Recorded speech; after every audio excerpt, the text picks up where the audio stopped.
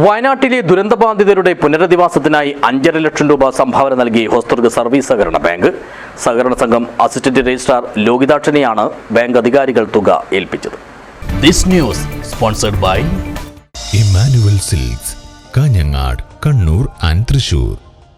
വയനാട് ദുരന്തത്തിൽ സകലതും നഷ്ടപ്പെട്ടവരുടെ പുനരധിവാസത്തിനുള്ള പ്രവർത്തനങ്ങൾ വേഗത്തിൽ സാധ്യമാക്കുന്നതിനായാണ് 111 വർഷത്തെ സ്തുത്യർഹമായ പ്രവർത്തന പാരമ്പര്യമുള്ള ഹോസ്ദുർഗ് സർവീസ് സഹകരണ ബാങ്ക് 5,80,111 രൂപ സംഭാവനയായി നൽകിയത്.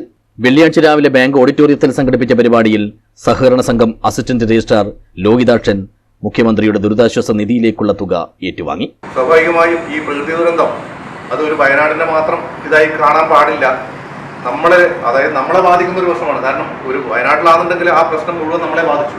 ഇപ്പം നാളെ വേറെ സ്ഥലത്തായാലും അല്ലെങ്കിൽ നമ്മുടെ സ്ഥലത്തായാലും അത് മൊത്തം ബാധിക്കുന്ന രീതിയിലാണ് എന്നുള്ള കാഴ്ചപ്പാടോടെയാണ് ഇത് കണ്ടത് എന്ന് നമുക്ക് തോന്നുന്നു. കാരണം അതുകൊണ്ടാണ് അത്രയും വേഗം ആ സഹായം എത്തിക്കണം എന്നുള്ളത് തീരുമാനിച്ചത്. ചടങ്ങിൽ ബാങ്ക് പ്രസിഡന്റ് പ്രവീൺ തോയമൽ അധ്യക്ഷനായി. വൈസ് പ്രസിഡന്റ് ഹംസ ഹോസ്ദുർഗ്, ഡയറക്ടർമാരായ NK Ratnakaran, VV Sudhakaran, T Kunhikrishnan, Haseena Padannakkad, concurrent auditor S Kannan, secretary KP Naseema, assistant secretary Pradeep, K Anitha, VV Geetha, staff council president Padiyil Babu, secretary Sujith Puthukkai, P Vinod, Sarath Chandran, Sudha, Sudheesh Nileshwar, Rahul R Nair എന്നിവർ സംബന്ധിച്ചു. News bureau, Kanhangad.